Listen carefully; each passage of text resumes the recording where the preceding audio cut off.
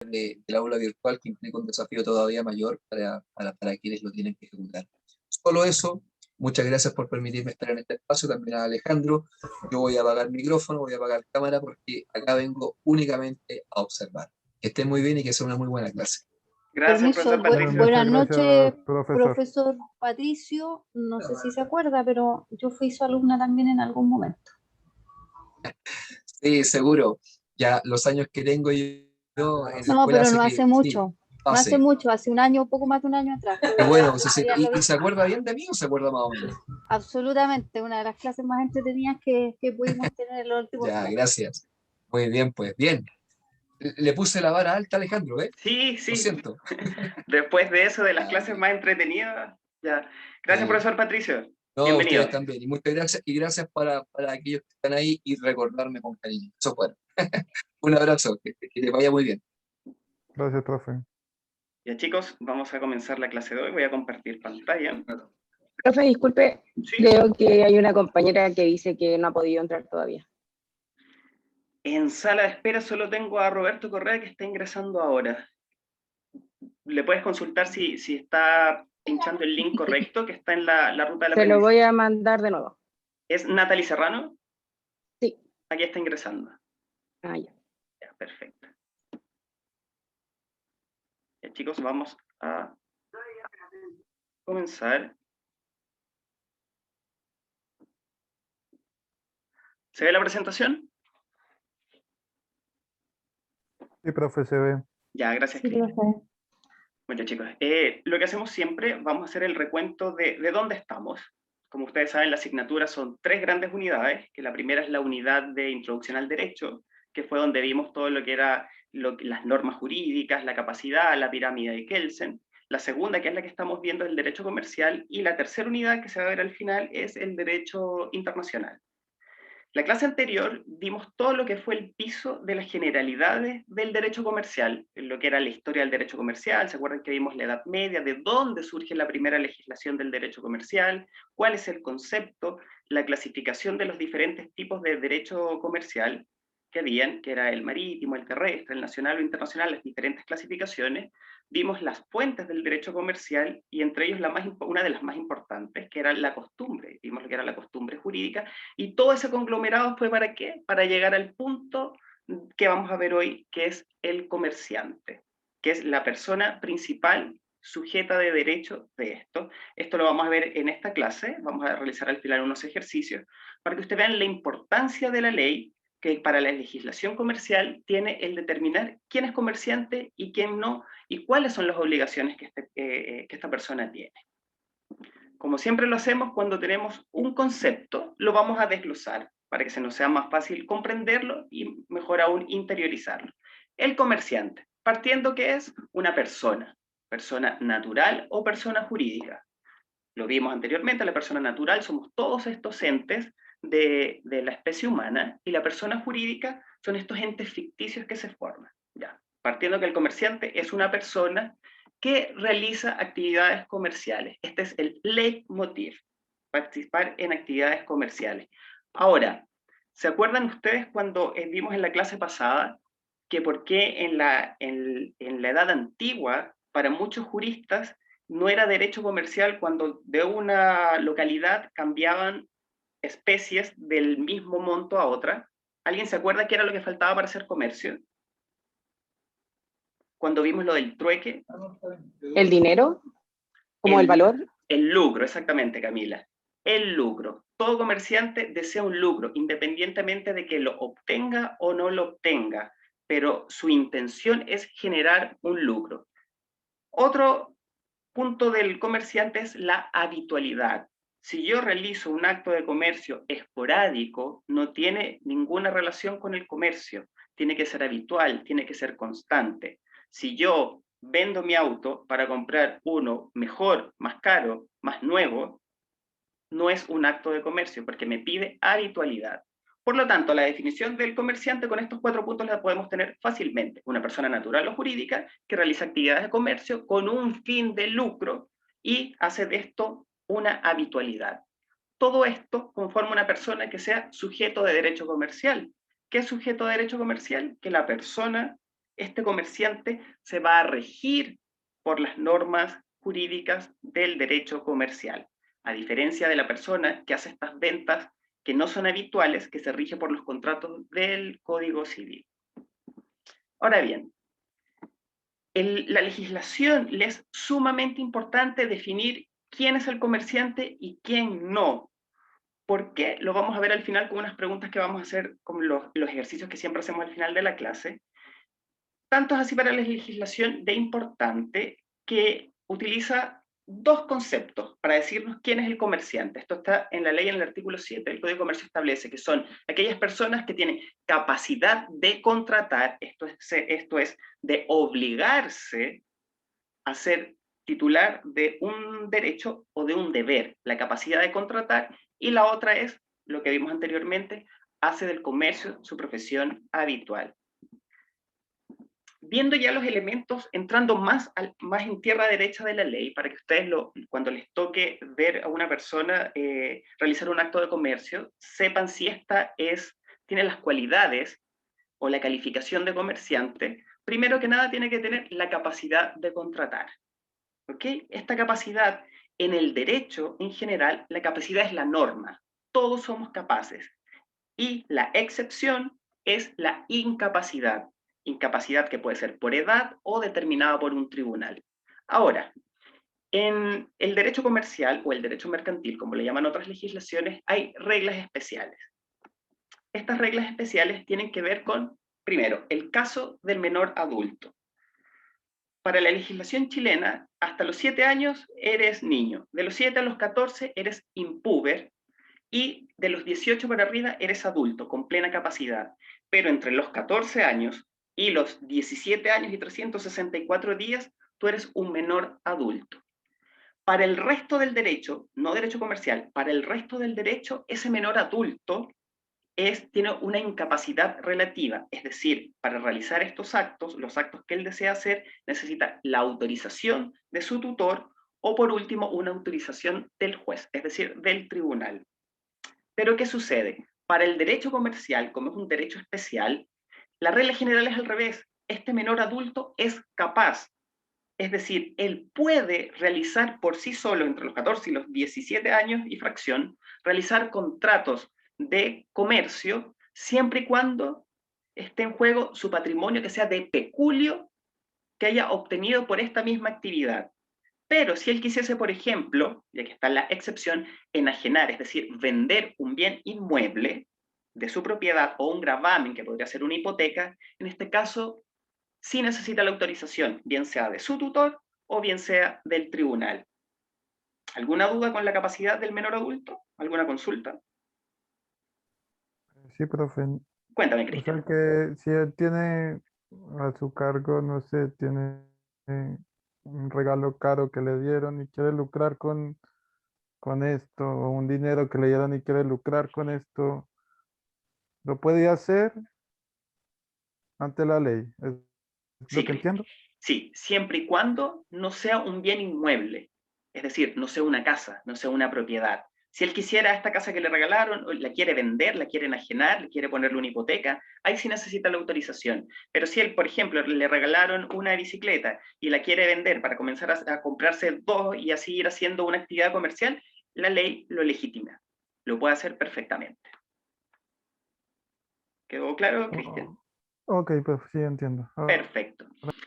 La otra regla especial que establece la ley, o establecía, pero es un punto que es importante tocar, en cuanto a la capacidad de contrato, era el caso de la mujer casada en sociedad conyugal.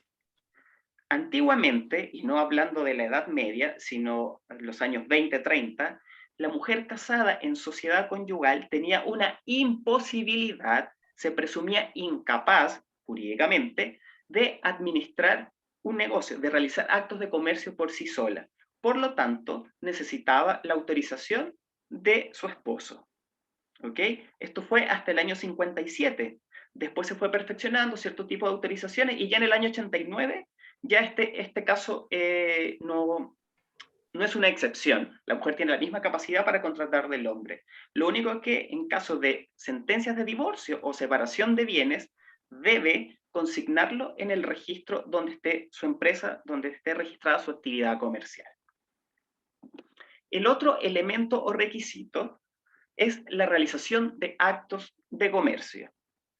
El Código de Comercio, lo vamos a ver en la actividad al final de la clase, enumera como en 20 supuestos cuáles son para ellos los actos de comercio. ¿Ok? Pero aparte de enumerarlos, pide que sea, y volvemos a lo mismo, habitual, frecuente y reiterada, es decir, oposición a la excepción o a la poca realización del mismo. Así lo establece la doctrina con esas palabras. Por lo tanto, para el código es tan importante, para las legislaciones es tan importante separar las personas que no son comerciantes de la que es comerciante, que no solo se conforma, como lo vimos anteriormente con el artículo 7, de decirnos quién es el comerciante, sino que inclusive establece en su artículo 8 claramente, no es comerciante, y entre lo que señala el ocasional. Si usted vende de vez en cuando una cosita, así un pitutito, usted no es comerciante, tiene que ser su actividad principal. Ahora, porque sea tu actividad principal, la ley no te exige una exclusividad. O sea, no es que tú solamente vas a ser comerciante y nada más. Tú efectivamente puedes tener tu profesión, pero la actividad de comercio que realices tiene que ser habitual, frecuente y reiterada. Aparte, obviamente, de versar sobre actos de comercio y tú tener la capacidad, pero no te exige una exclusividad. Bien se puede ser comerciante y profesor, comerciante y abogado, etc. ¿Ok? Ahora yo les quiero hacer una consulta. Para ustedes, de estas dos personas que le voy a nombrar, ¿quién es comerciante? ¿O quién no lo es? ¿O si lo son los dos? ¿O si no es ninguno? Jefe de piso de Falabella Parque Arauco, que está a cargo, no sé, de Electroblanco. Está todo el día trabajando en actos de comercio, factura por sobre, no sé, 50 millones de pesos, 100 millones de pesos semanales. Y por otro lado, está un señor que tiene su puesto, que da sus boletas, que trabaja en la feria y factura, no sé, 400 lucas mensuales. Para ustedes, ¿cuál de los dos es comerciante? ¿Los dos son comerciantes o derechamente ninguno es comerciante? ¿Quién se anima? ¿El B, profe? Yo Profe, yo pienso que el pienso que los segundo. dos son comerciantes. Ya, ¿quién, Porque aparte de la tiene respuesta, quién me la fundamenta? actividad, Es que los dos tienen la capacidad de contratar, como usted lo dice, y tienen la habitualidad, que es la habitualidad del comercio.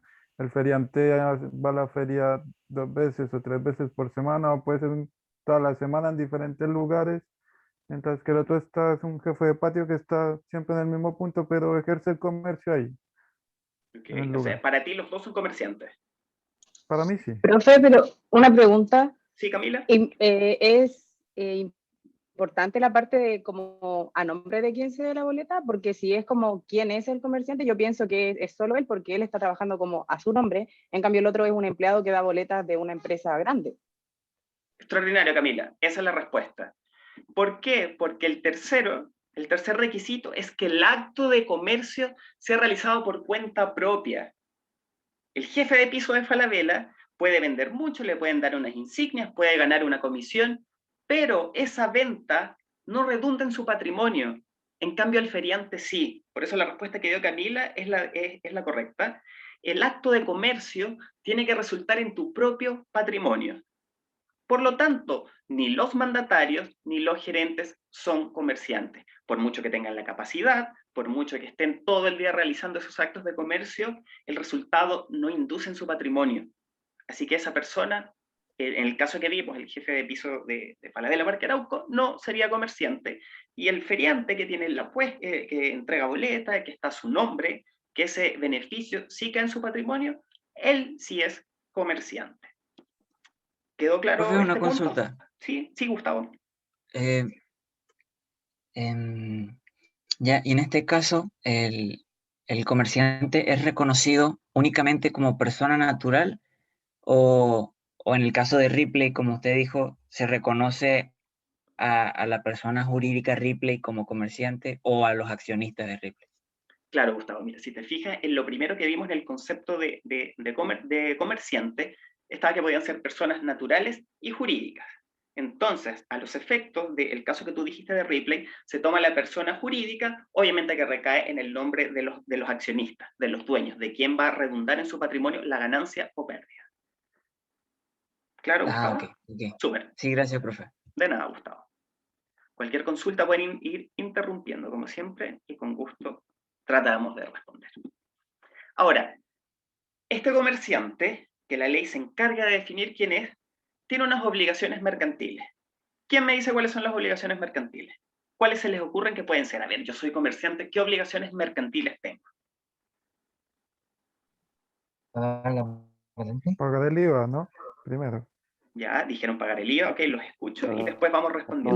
Legalizar la parte como de las boletas. Ya. No sé muy bien cómo funciona, pero estar como en la norma. Ya, perfecto. ¿Alguien más? Pagar la patente Ya. o los rubros que tiene. Por ejemplo, puede tener rubro de venta hardware o servicio. Claro. Miren, lo que ustedes estaban diciendo es correcto y a la vez no. Es correcto en el sentido de que son obligaciones, pero son obligaciones de otro tipo, no son mercantiles.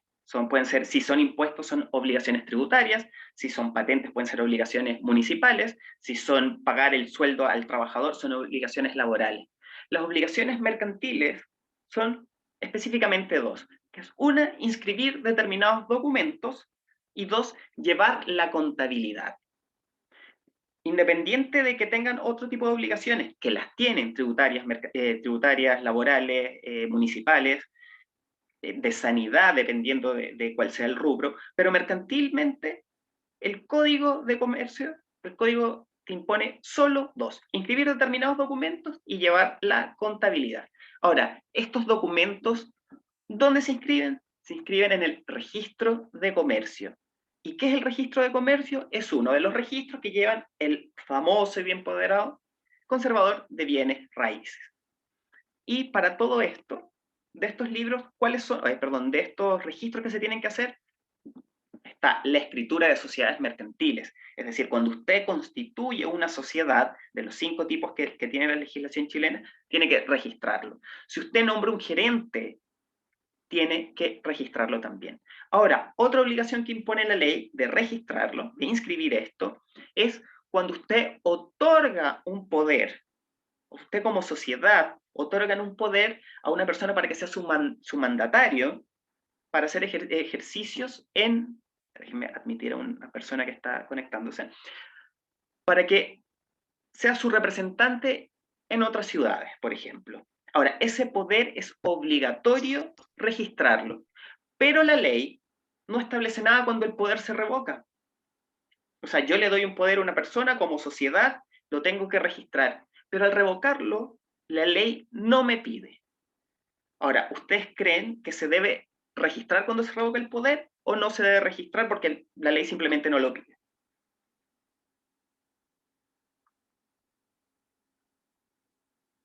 En realidad no se pide, o sea, lo veo como obligación de que se revoque los poderes, porque al menos yo en mi caso tengo un poder que le entregué a una persona X, ¿Ya? y ese poder solamente se cumple por el determinado tiempo que se señala dentro de eso. Por ejemplo, para sacar un representante ante tribunales por X motivo. Se termina ese motivo y se revoca automáticamente el poder. Claro, en el caso ese poder es dado para un hecho específico, de repente para llevar una causa en el tribunal o para hacer cierta diligencia muy puntual, ¿correcto? Sí. Perfecto, ya. Sumando a lo que decía su compañero, efectivamente, aunque la ley no lo establezca, cuando usted como sociedad mercantil le revoca un poder a una persona, debe efectivamente inscribirlo. ¿Por qué? Porque esto tiene una publicidad que protege al tercero. Porque si yo tercero quiero contratar con la sociedad mercantil y si me aparece una persona y me dice, ¿sabe qué? Yo tengo un poder de mandatario, y yo voy y reviso en el registro que efectivamente está ese poder y no está una revocatoria, yo como tercero de buena fe puedo contratar con ellos, creyendo que esta persona todavía actúa en nombre de la sociedad mercantil. ¿Ok? Esto hay un lapso. Para todos estos documentos, todas estas inscripciones, hay 60 días, desde que se firmó el acta, hasta, o el poder en este caso, hasta que se registra, o la revocatoria. Tienes 60 días. Pero hay una sanción cuando usted en esos 60 días no registró. La sanción está establecida en el artículo 24 del Código de Comercio y tiene referencia al poder, a los poderes específicamente. Entre mandante y mandatario, es decir, la sociedad y el que mandan como representante, este poder no va a tener efectos. Es decir, esta persona, el mandatario, no puede pedir el pago a la sociedad ni la sociedad puede exigirles resultados. Pero la ley protege al tercero que de buena fe contrató. Si el poder no estaba revocado y yo contraté con un tercero, la sociedad mercantil tiene que hacerse cargo del contrato. ¿Ok? Después vamos a ver en los ejercicios que están al final de la clase, quién se hace cargo y cuál es la causa por la cual se hace cargo. ¿Hasta aquí vamos bien? Perfecto. La otra obligación que tienen es, bueno, primero vamos a ver los otros documentos que también hay que registrar. Todos aquellos documentos, estamos hablando de la persona comerciante, que impongan al marido responsabilidades frente a la mujer. Es decir, una venta, aunque en el matrimonio como tal no existe la venta, sino hay figuras, una hipoteca, una donación, esas tienen que quedar registradas. También las sentencias de divorcio o separaciones de bienes que tenga el comerciante. Lo mismo que le pedían a la mujer que estamos viendo anteriormente, se la piden al comerciante, sea hombre o mujer. Ahora, ¿por qué creen ustedes que la ley exige a un comerciante que si se divorció o tiene una separación de bienes, tenga que registrar eso? ¿Cuál será la fundamentación que tuvo el legislador para exigir eso?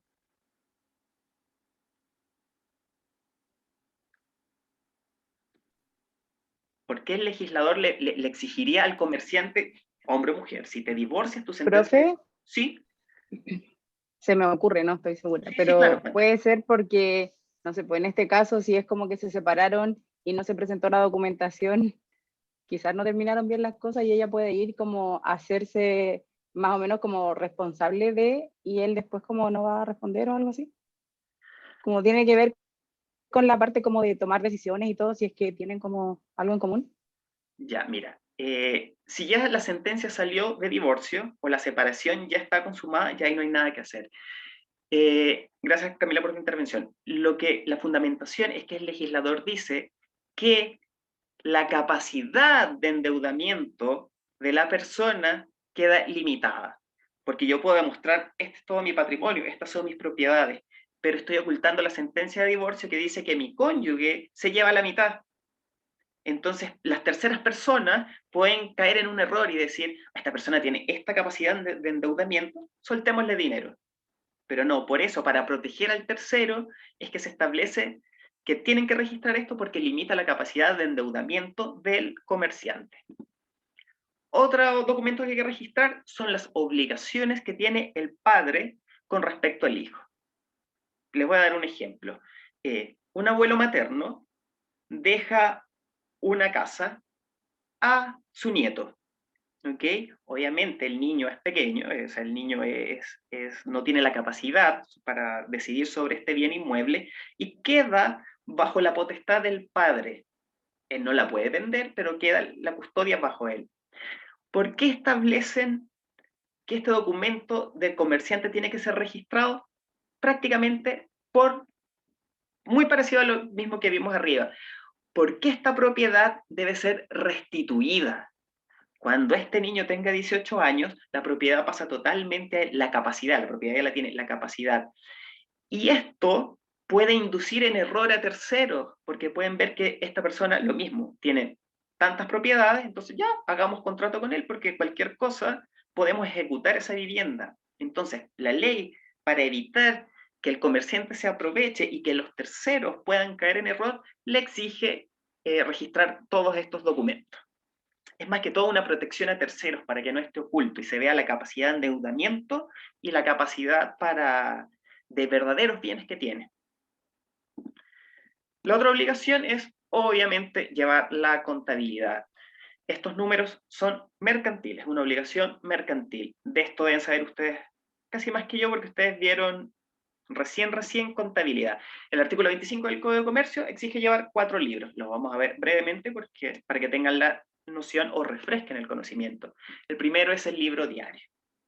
El libro diario, como ya lo saben, es aquel donde van todos los asientos, uno por uno, de todas las ventas, las compras, los movimientos que se hicieron durante el día. El otro libro que establece obligatoriedad es el libro mayor o de cuentas corrientes. Este libro mayor, la ley no establece una definición de para qué es. Así que la doctrina ha definido que en el libro mayor se llaman cuentas.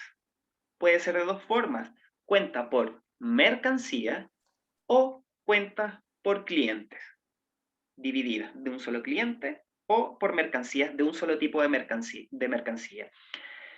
Esto puede servir inclusive de índice para el libro diario. La otra es el clásico libro de balance. Cuando usted va a constituir una empresa, una sociedad, lo primero que le dicen es presente el balance. ¿Qué es el balance? Es la cantidad de activos, pasivos, es decir, todos los bienes con que cuenta esta sociedad. Y una vez al año se hace el balance. ¿Para qué? Para seguir cómo va la vida, la sangre de esa empresa. Cada año se hace este balance. Y el último libro que establece el Código de Comercio como obligatoriedad es el libro copiador de cartas. A ver, este libro copiador de cartas básicamente no es un libro, sino estamos hablando de un Código de Comercio que tiene muchos años. Entonces exige aún que cada factura, cada correspondencia, cada documento importante se fotocopiara y se anexara a ese libro como tal. ¿Con qué finalidad? No es solo la de crear basura en papeles, sino en caso de que hubiera un juicio, el tribunal puede exigir a la persona como medio probatorio.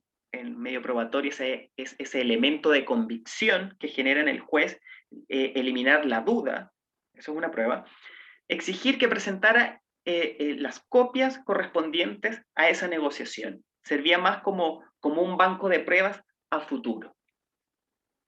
Okay. ¿Alguna duda con las dos obligaciones globales? La de inscripciones y la de llevar contabilidad. Profe, tengo solo una pregunta, pero no es de los macros, sino que ¿qué era lo que componía el libro copiador de cartas? Mira, el libro copiador de cartas, ya déjame que ingrese otro compañero.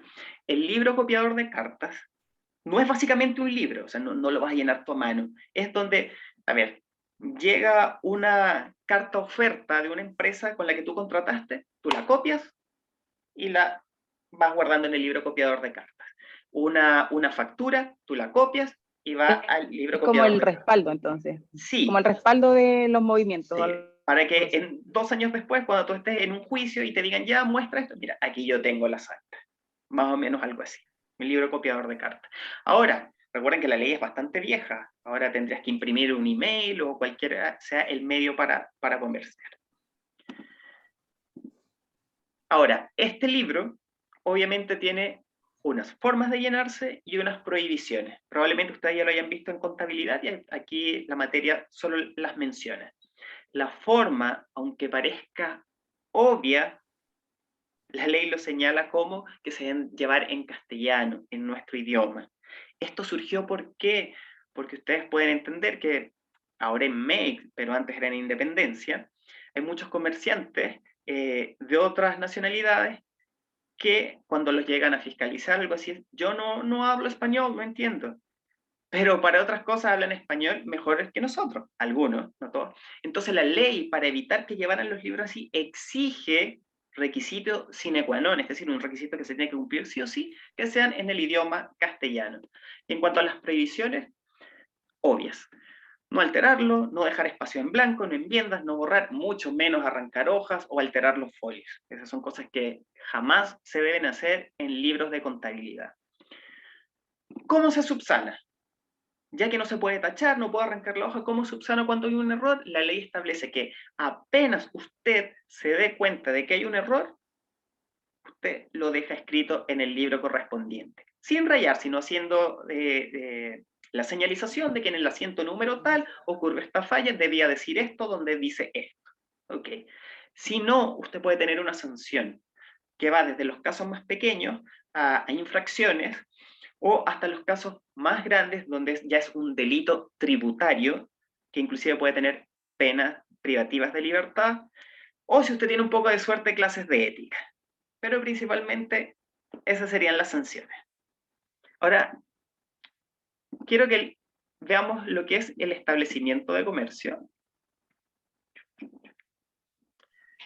Este es el último punto antes de pasar a las actividades que vamos a realizar. El establecimiento de comercio.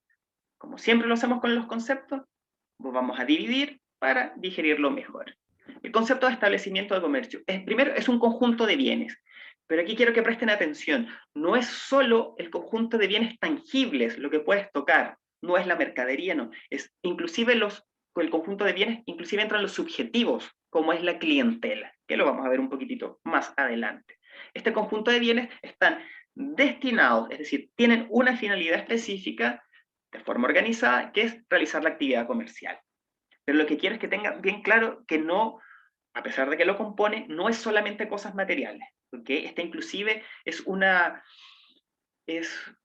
lo componen la voluntad inclusive del comerciante de generar este negocio, ¿ok? No es solo los bienes muebles, también es lo tangible. Tanto es así que jurídicamente se habla de la clientela como elemento subjetivo que forma parte del establecimiento de comercio. Lo vamos a ver acá cuando veamos lo que son las características, pero primero una consulta. A ver quién me responde esto. Lean este enunciado. Dice, el establecimiento de comercio no forma una entidad distinta o independiente de la persona del comerciante. ¿Qué significa eso y qué consecuencias creen ustedes que puede traer eso? El establecimiento de comercio no forma una entidad distinta o independiente de la persona del comerciante. A ver quién se anima o quiénes se animan.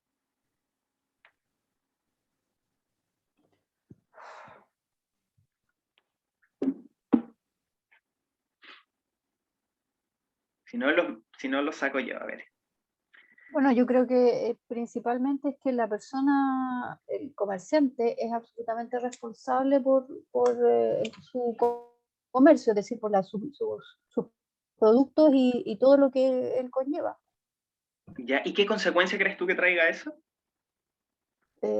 Penales en su momento si él no cumple con las no sé, con las características o con sus responsabilidades como comerciante. Por ahí va, la ley, Cecilia. ¿no? Por ahí va, Cecilia. ¿Alguien más quiere complementar lo de su compañera? Profe, yo pienso que es como que no puede, como si yo tengo un negocio, no soy yo la Camila del negocio y yo la Camila como persona normal. Y creo que como al momento de, no sé, comprar algo, como hacer cualquier tipo de movimiento, no puedo decir como, ah, no, pero esto lo va a hacer la Camila civil y no la Camila como que tiene una empresa. Ya, ¿y qué consecuencias traería eso? Pienso que no podrían separarse. Que obviamente va a afectar como en el patrimonio que tenga cada uno, por ejemplo, la evaluación en créditos, cosas así, va a estar involucrado la empresa o el comercio que tenga en general. Mira, por ahí va perfecto. Ya, aquí está respondiendo Yasmín López en el chat. El establecimiento es la parte física de la actividad y el comerciante es la persona, pero ambos son indispensables. Ya, correcto. Emitir boletas vendidos, registrarse. Gracias a los que intervinieron en el chat. Mira, lo esencial es más o menos lo que está diciendo Camila y lo que dijo Cecilia. Es decir, el comerciante no es una persona independiente de su negocio, de su establecimiento de comercio. ¿Y qué trae como consecuencia esto? Que es, este es el comerciante, este es el establecimiento de comercio, y si son una sola persona, el patrimonio del comerciante responde por el patrimonio del establecimiento de comercio, excepto si es una sociedad de responsabilidad limitada. Pero en los demás casos, la persona y los acreedores van en contra del establecimiento de comercio y si sus acreencias no son cumplidas, van hacia el patrimonio directo del comerciante. Por eso cuando uno hace negocios, tiene que tener mucho cuidado. Ok, ¿quedó claro esta respuesta? Entonces, como si yo tengo una empresa y esa empresa me la embarca y no tengo cómo pagar, me embarcan mis bienes Sí. como persona. Sí, por ejemplo, claro, mira, siempre hay unas vueltas jurídicas que se pueden dar, pero por ejemplo, si tu empresa tiene bienes por, no sé, 80 millones de pesos y tu deuda es de 160, claro, primero se cobran de ahí, pero después van a ir hacia tus bienes directos. ¿Qué tienes tú, una propiedad, un bien? Te la pueden embargar, ¿ok? Excepto, Y claro, podrías tener un testaferro, pueden tenerla a nombre de otras personas, pero no es lo correcto, ¿ok? Después nos van a decir que le estoy enseñando a evadir Profe, cosas. profe, ¿Sí? pero ¿y si yo me voy a quiebra como empresa? Si me voy a quiebra, ¿aplica Claro. igual la norma? Sí, lo que pasa es que la quiebra como tal, eso lo vamos a ver un poquito en otras clases, la quiebra como tal lo que hace es decir, yo entro en cesación de pagos, no tengo cómo responder a mis acreedores y hay una orden de prelación, cuáles son los acreedores que van primero, cuáles son, dependiendo del derecho que ellos tengan, y ellos primero se cobran con lo que es más tangible, es decir, la empresa, pero tú también puedes perder tus bienes, la norma aplica igual, puedes perder tus bienes, valga la redundancia, bienes personales por un mal negocio. Por eso es que hay mucha gente que apuesta y dice, no, ya, pues, entonces yo prefiero una sociedad de responsabilidad limitada, pero no es solo limitada de que limita si te van a embargar, también te va a limitar si quieres un mayor crédito, venta de acciones, entonces, claro, te arriesgas poco, pero poco ganas. ¿Ok? Hay ciertas legislaciones que permiten que a tu casa principal, la casa principal, donde está tu asiento de vida, la puedas como proteger de ciertos negocios, pero son algunas legislaciones y no está excluida como tal del embargo. ¿Ok? ¿Alguna otra consulta con este enunciado? ¿O continuamos? Continuamos. El silencio otorga, pero no en el derecho penal. En el derecho penal, el que calla y guarda silencio no es otorgar. Por eso está el derecho a permanecer callado en juicio. Seguimos. Los elementos de este establecimiento de comercio que vimos, primero está la clientela. Es un elemento subjetivo, es fundamental. ¿Qué es la clientela? Son todas aquellas personas que concurren relativamente de forma frecuente a comprar o a atenderse con los servicios. Ahora, ¿es transferible esta clientela? Yo le puedo decir a algunos de ustedes, ¿saben qué? Este es mi negocio, esta es la clientela, te la transfiero. ¿Se puede hacer eso? ¿No se puede? ¿Cuál es la forma? ¿Qué creen?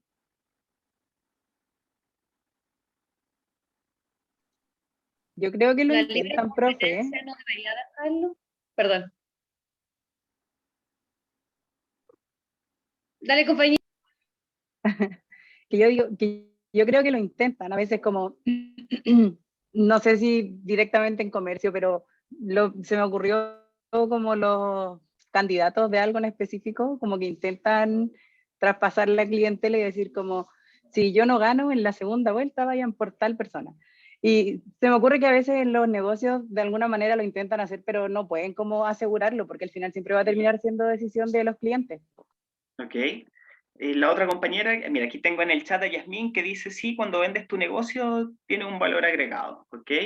La otra compañera que estaba hablando, Yo imaginaba que no se debería hacer, no es que no lo hagan, pero por la libre competencia. ¿ya? Y no se está dejando tampoco al cliente escoger. Ya, perfecto. Profe, yo lo entiendo como que transferiría la deuda del cliente como tal a otro lugar. No, en este caso, Cristian, no estamos hablando de deuda, sino del cliente el que va a comprar. Porque las deudas sí se pueden vender. Hay gente tú puedes vender cartera de deudas y las personas te las compran a un precio más barato y después van contra de ellos. Las deudas se pueden vender, efectivamente. Pero aquí cuando hablamos de transferencia de clientela, a ver, no es que yo te voy a transferir todos mis clientes y mis clientes están obligados. No, al final lo que decía Camila igual, tienes tú la última, la voluntad de ir a comprar o dónde no. Pero sí se puede transferir una cartera de clientes. Se transfiere la posibilidad de que estas personas vayan a tu negocio. Obviamente no es una obligación, pero sí yo te puedo transferir mi cartera de clientes. ¿Sabes qué? Yo ya no voy a atender acá en mi negocio, pero le paso la cartera a otra persona, cartera de clientes. Así que, aunque suene raro y cueste creer, sí es transferible, hasta cierto Profe, punto. pero ahí en ese caso es como que le pasan el Excel con los datos, pero obviamente igual va a terminar dependiendo de la persona, ¿o no? Pero depende. Si yo ya no estoy en ese negocio y te dejo el local y te hago la venta de la propiedad, ya no lo voy a atender yo, ya no soy el dueño, pero te apareces tú. Eres la dueña. Ahí hay una transferencia de clientela por la persona decir, bueno, si mantiene la misma calidad del pan, yo voy y compro acá. ¿Ves? Entonces, sí es transferible esa clientela. Ahora, si el otro negocio es en Puerto Montt y está acá en Santiago, difícilmente va a ser transferible. ¿Ya?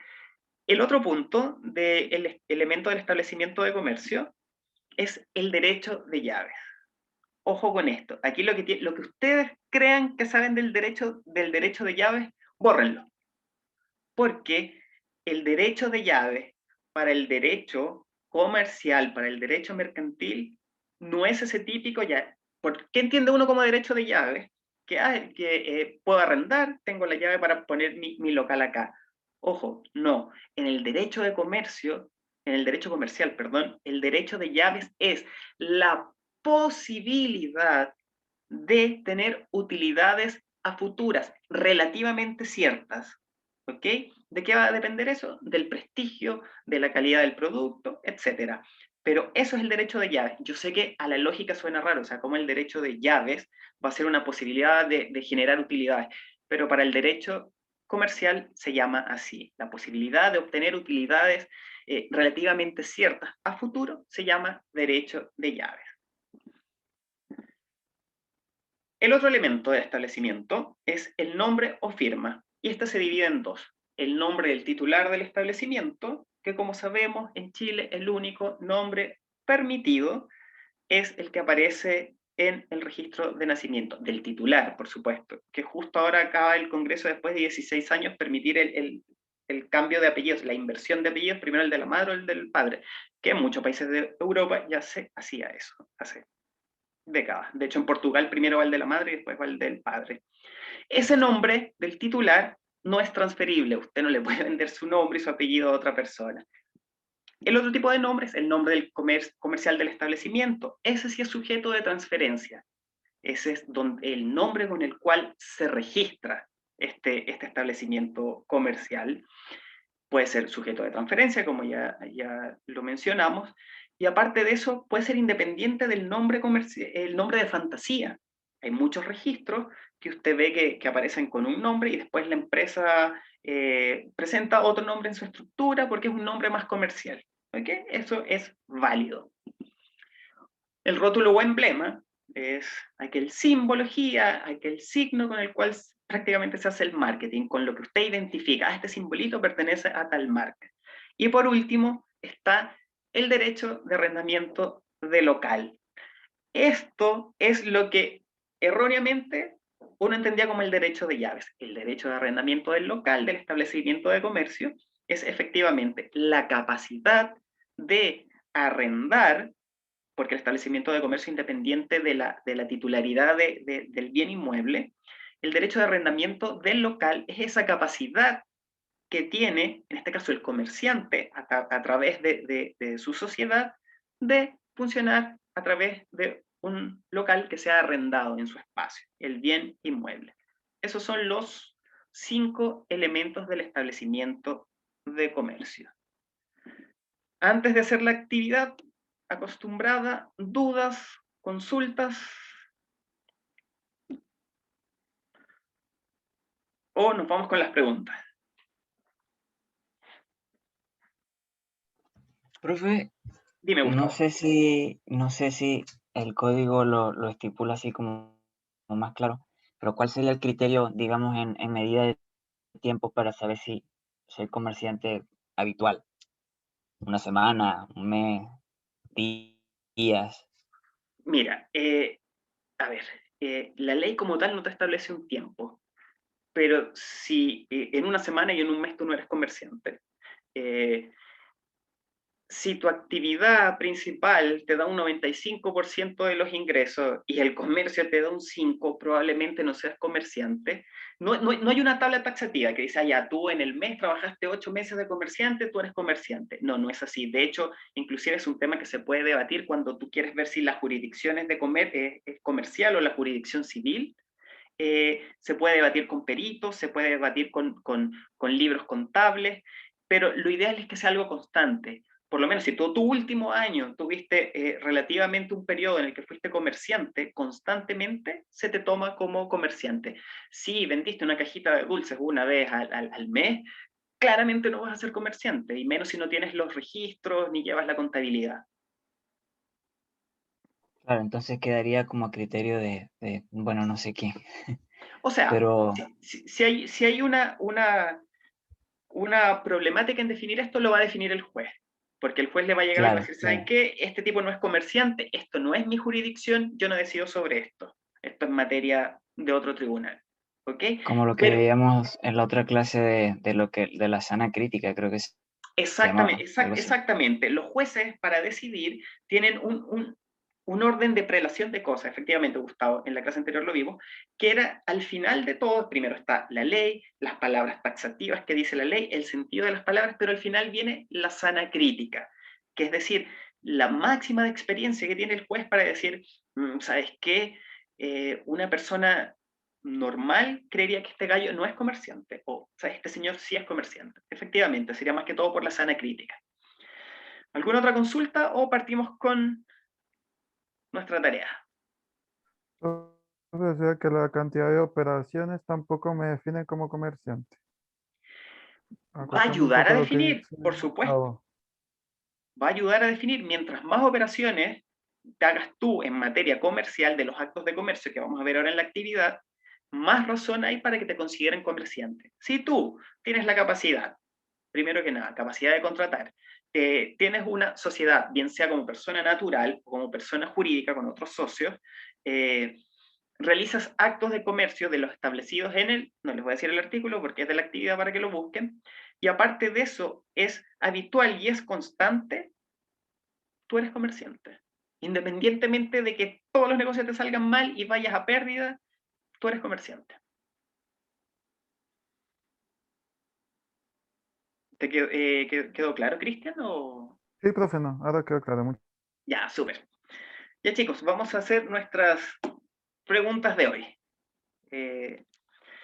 La primera, para que les damos el tiempo de siempre para investigar y después las debatimos entre todos. Según la legislación comercial,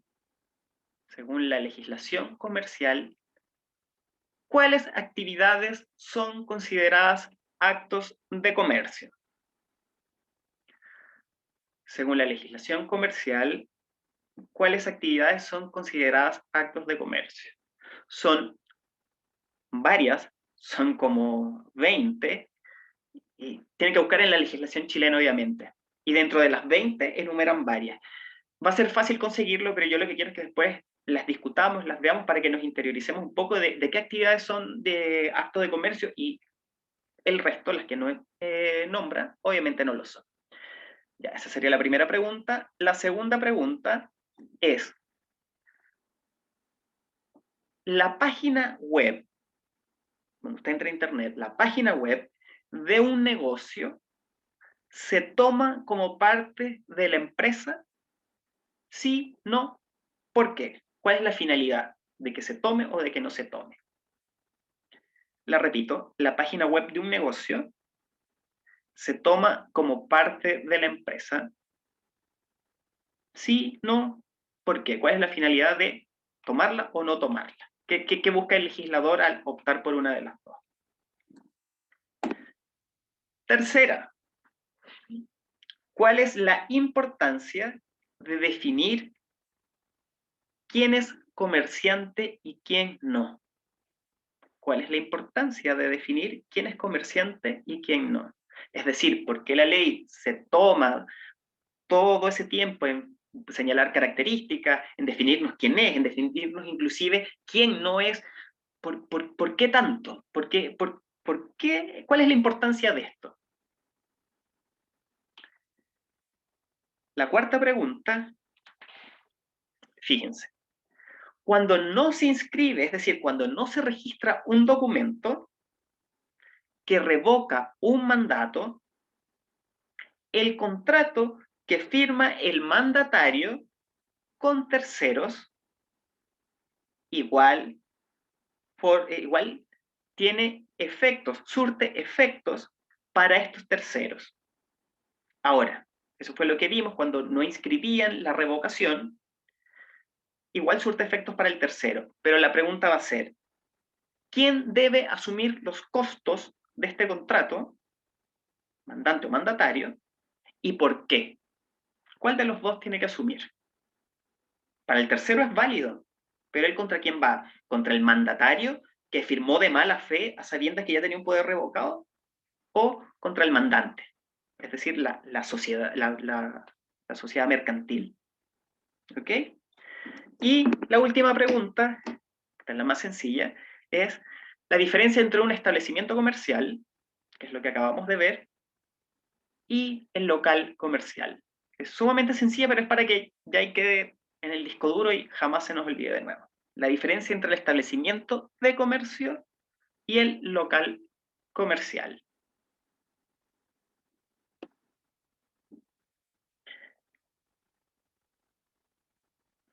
¿Todos tienen las preguntas? ¿Nadie quedó atrás?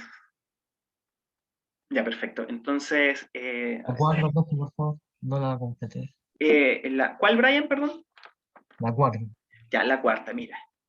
Cuando no se inscribe, es decir, cuando no se registra, el documento que revoca un mandato,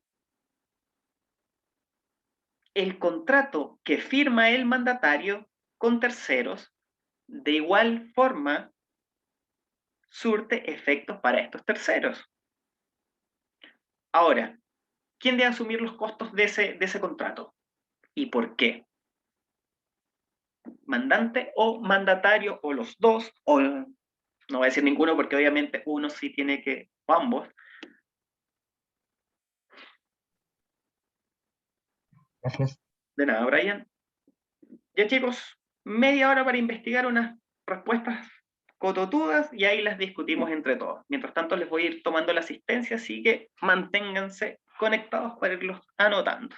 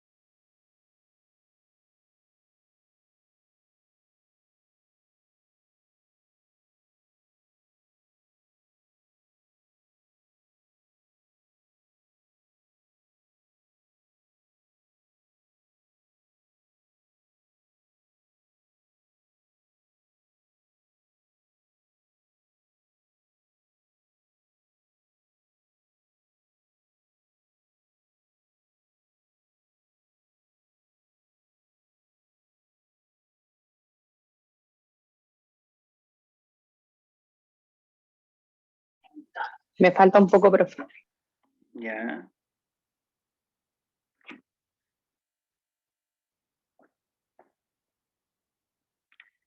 Mientras tanto, todos están asistentes, menos 3 personas. A ver si me equivoqué y están por ahí. Francisco Quinteros, Edwin Maruri y Sebastián Leiva. No están. Ok.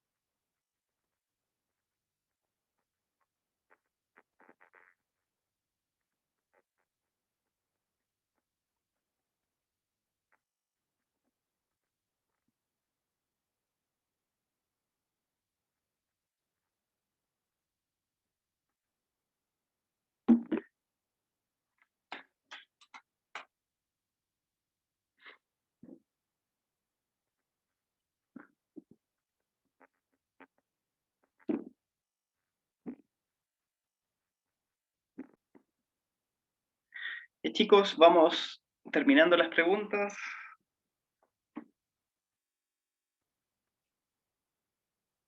¿Algunos ya están listos?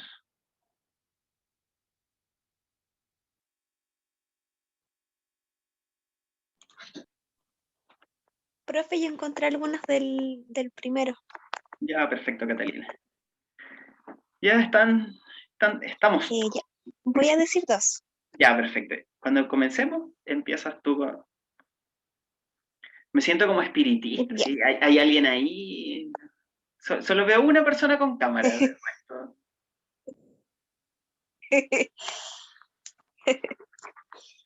Ya, chicos, comencemos para que se puedan desconectar. Ok, la número 1 era la Ya, clásica. voy a decir 2. Ya, perfecto. Según la legislación comercial, ¿cuáles actividades son consideradas actos de comercio? Comience, señorita. La compra de un establecimiento de comercio. Ok, 2. La comisión o mandato comercial. perfecto. ¿La sacaste desde dónde? O sea, Espéreme.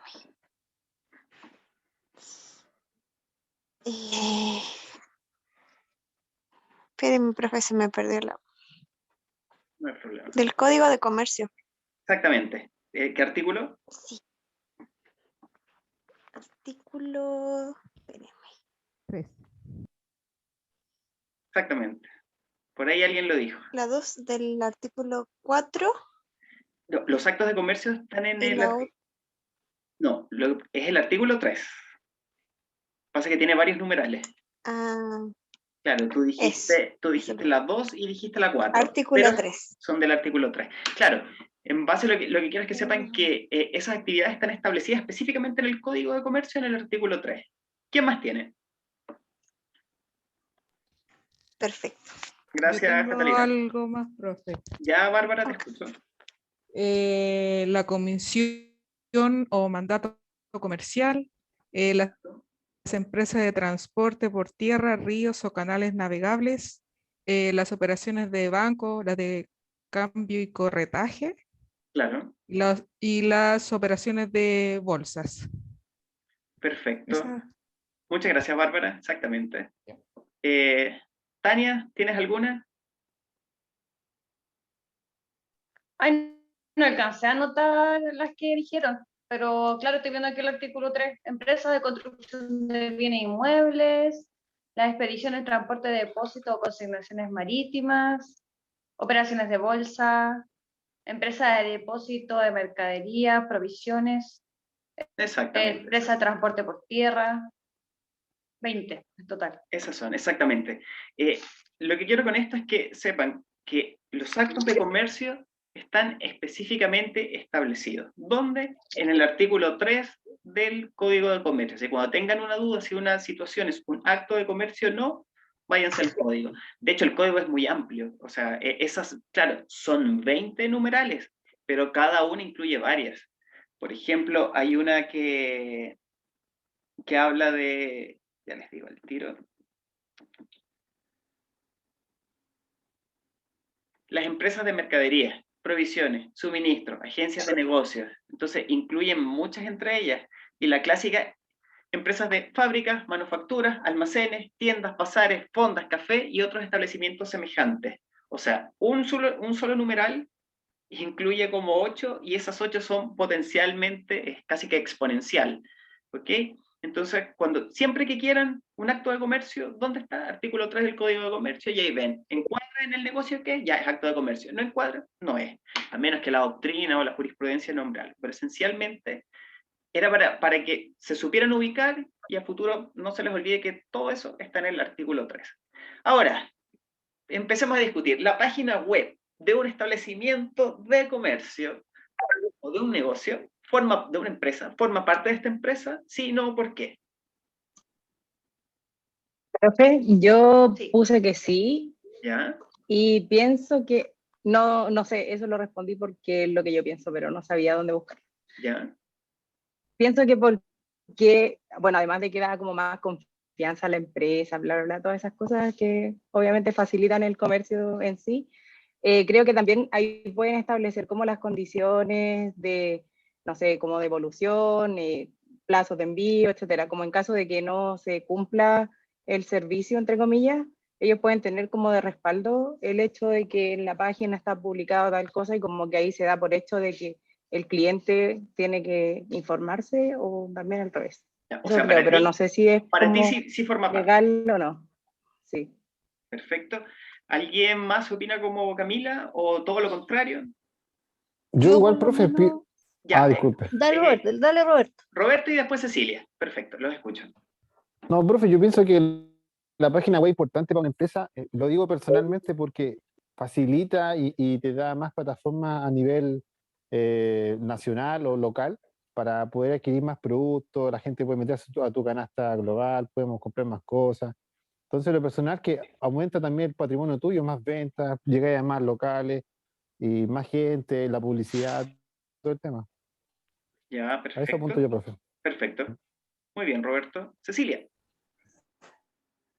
La verdad es que me resultó difícil encontrar el tema, ¿no? Y es porque, y de hecho lo dice que la legislación no lo considera de una forma especial el comercio en páginas web o el e-commerce como tal. Entonces desde ahí saca la raíz de que este tipo de comercio tiene las mismas obligaciones y se tiene que establecer de la misma forma que cualquier comercio físico. Partiendo desde ahí, se tienen que cumplir las mismas obligaciones con el Estado y las mismas obligaciones con los clientes y proveedores. Por lo tanto, si una empresa tiene una página web, tiene que, por lo tanto, cumplir con esas obligaciones, dado que el mismo sistema se lo exige.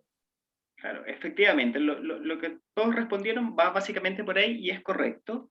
Profe, Dime, Camila. perdón, solo una cosa.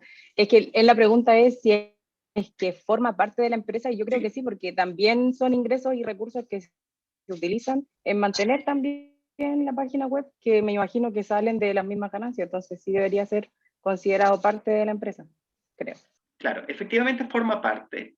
Y la razón principal que forma parte es porque todas las transacciones, ventas u ofertas que se hagan por ahí comprometen a la empresa. No sé si ustedes se han dado cuenta o leyeron esa oportunidad, pasó en 2 casos, que la página de LAN tenía unos viajes a Nueva York como en 15.000 pesos. Y gente compró y le tuvieron que respetar el precio. Por lo tanto, sí forma parte. Igual pasó en una multitienda con computadores. Pusieron unos computadores, unos notebooks o laptops, como le quieran llamar, último modelo, Mac, y como el que lo subió, obviamente lo tuvieron que haber despedido, le faltó un cerito menos y estaban vendiéndolo como en 5 lucas. Y el top eran como 3 por persona. Hubo personas que compraron de 3 y la empresa tuvo que respetarla. Por lo tanto, la página web sí forma parte porque compromete a la empresa. La empresa no se puede desentender y decir, no, es que nosotros tenemos un proveedor que nos ve la página web. No, si la oferta está ahí, tiene que ser respondida la oferta que se hizo o la transacción. O sea, no se pueden desligar, así que por lo tanto forma parte de la empresa. Ahora bien, tercera pregunta, ¿cuál es la importancia de definir quién es un comerciante y quién no? ¿Para qué tanto leseo la ley de que quiero saber quién es comerciante y quién no? ¿Por qué creen? Profe, yo escribí que es importante definirlo porque de la calidad de ser comerciante se derivan derechos y obligaciones. Correcto, Gustavo. Por ahí va la cosa. ¿Quién más se lanza al agua? Yo tengo porque está subordinado a la ley de comercio el comerciante y se rige por esas leyes, y el que no lo es, evidentemente se rige por otras, no está sujeto a la ley. Claro, claro. Efectivamente, en la ley, ¿alguien más quiere interrumpirlo? ¿Alguien más quiere opinar sobre esta pregunta? No, ok. Efectivamente, la importancia tanto de definir quién es comerciante y quién no lo es primero, lo que decía Cecilia, para saber qué legislación es aplicable. Directamente para saber a quién legislar. Disculpa. Sorry, no escuché bien. Perdón, se me corta un poco la señal. Ya, Es te para escucho. saber a quién legislar y a quién no. Para Sí. saber a quién generar los cobros, los impuestos. Claro, ahí. Lo voy a escribir. No, se te escuchó, se te escuchó. Sí, efectivamente, lo que decía Daria va en concordancia con lo que decía Cecilia, y es porque principalmente tenemos que saber, el comerciante tiene unas obligaciones diferentes al que no lo es. Se rige por una legislación, por leyes, por normas diferentes al que no lo es. La quiebra es diferente, una quiebra personal a una quiebra del comerciante, se ven de manera diferente. Los medios probatorios en los juicios son diferentes. La prescripción de las acciones son diferentes para quien es comerciante y para quien no. Inclusive en temas de capacidad, como el que vimos del menor, para temas civiles puede ser incapaz, pero para temas, el menor adulto, obviamente, temas comerciales sí puede ser capaz. Por todo eso es que la ley es tan majadera en definir quién es el comerciante y quién no. Así que están bien sus respuestas. A ver, ¿qué tengo aquí? Yasmín, sí, porque es un activo de la empresa que también realiza actividades comerciales. Me imagino que ahí se está refiriendo en el chat a la de la página web. Sí, efectivamente. Gracias, Yasmín. Pregunta 4. Decíamos que cuando no se inscribe el documento que revoca un mandato, el contrato que firma el mandatario con terceros, de igual forma, surte efectos para estos terceros. La revocación. ¿Quién debe asumir los costos y por qué?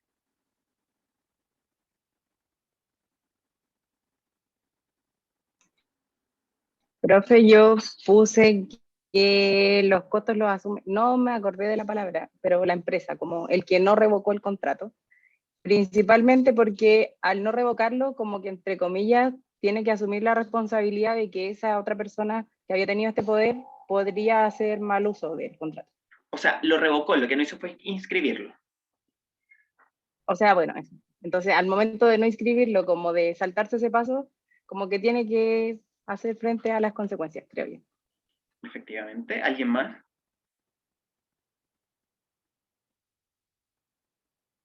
Siempre intervienen los mismos. Entonces es que estuvieron complicadas, yo la verdad todavía sigo buscando. No, de hecho, Cristian, tú siempre Entonces, eres de los que intervienen. Sí, también me costó con... Sí, miren. entonces Lo que pasa es que me costaron.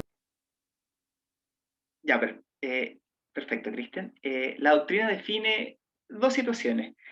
Efectivamente, tenemos que el contrato va a ser válido para el tercero y quién asume sus costos. Si partimos que el contrato es válido, al tercero, ¿quién le interesa que le cumpla el contrato? ¿El mandatario o la sociedad que es con la que él negoció en un comienzo? A pesar de que le hizo con él, era para negociar con él. Obviamente con la sociedad, Por eso el mandante es el que tiene que responder por eso. ¿Ok? Para el tercero. Por eso, y por la segunda, la obligación de inscribir esto es para el mandante. No va a ir el mismo mandatario a decir, hoy me revocaron el poder, lo vengo a inscribir. No, la obligación por ley es para el mandante, para la sociedad mercantil como tal. Por lo tanto, fue tu culpa, fue tu falla, hay una sanción.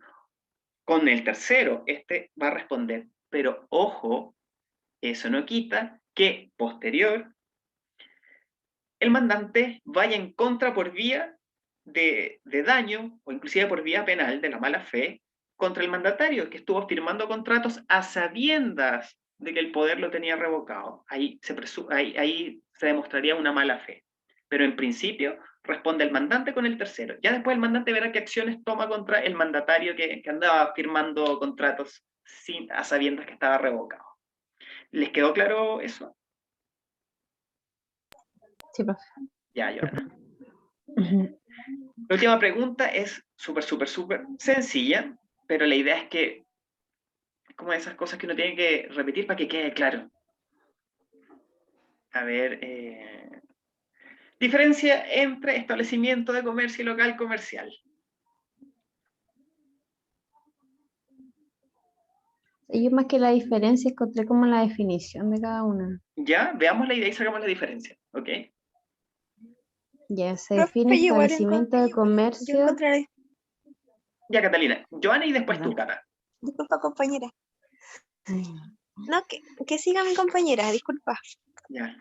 Es que Ya no la saca. escuché. No te preocupes. Joana y después tú. Dale.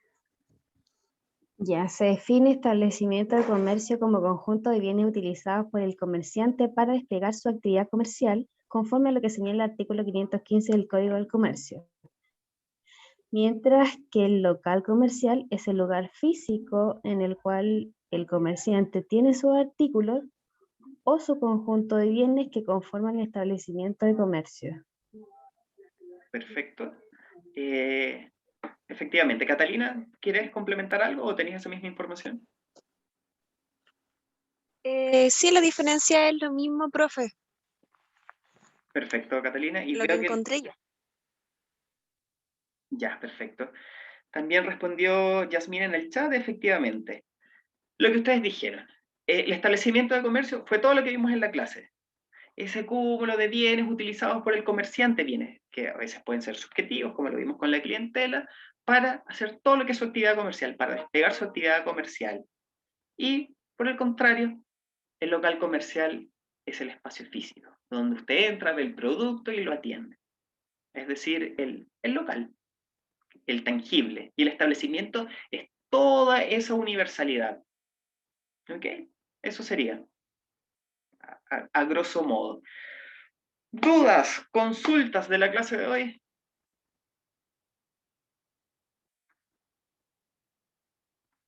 ¿No? ¿Todo claro? No, profe. Ya, perfecto. Todo claro. Ya. Por mi parte no. Antes de terminar, para la próxima clase vamos a finalizar lo que es la unidad 2 del derecho comercial y vamos a negociar el tema del control 2.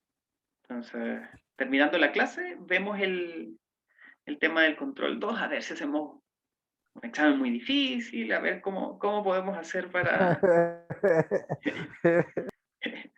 Entonces ahí, veamos cómo marcha la clase y ahí digo, no sabes qué, no puedo ser tan malo con mis alumnos. Entonces, Sea bueno. entonces para la próxima clase, si alcanzan a leer algo, está cualquier libro que aparezca en el aula, la biblioteca virtual de derecho comercial les va a servir. Vamos a ver un poco lo que son los temas de los contratos, las sociedades, y de ahí empezamos a trabajar en lo que es nuestro control 2. Hay que aprovechar de salir bien en los controles, porque la solemne es de casos, son 4 problemas que hay que resolver. Eso, chicos. Profe, que dijo leer acerca del derecho comercial, contratos y ¿qué dijo? Perdón. La parte de contratos estaría ideal. Contratos y sociedades. ¿Qué sociedades dijo? En Chile hay 5 tipos de sociedades. Y así se van haciendo un poco la idea de que de repente por ahí va el control 2, me tinca que por las sociedades. Chicos, muchas gracias, la clase la subo mañana. Siempre me he preguntado si alguien la ve, yo lo subo como requisito, porque hay que subir la clase. Y después, esta cuestión, quién sabe si está... Sí, la repasamos antes de los controles. O por lo menos yo trato O de de la repasarla. solemne. Sí, profe, yo la leo y la grabo también. No he dicho nada, la seguiré subiendo entonces. Chicos, que estén bien, que pasen buenas gracias. noches. Los que terminan clase hoy, que tengan un buen fin de semana. Cuídense. Uy, sí, profe, necesitamos eso. Viernes chico. Felicidades. Sí, los mi que pueden. chico, profe, mucha prueba esta semana. ¿Así? ¿Pero salieron bien, Roberto? Buenas noches. Buenas noches. Sí, profe, celebrar ahora. Eso es lo importante. Ya, está todo dicho por hoy. Podéis ir en paz, que estén bien. Gracias, profe, que profe. esté bien. Buenas noches. Chao. Ya, profe. Esté bien. Bye. Gracias, profe. Buenas noches. Chao.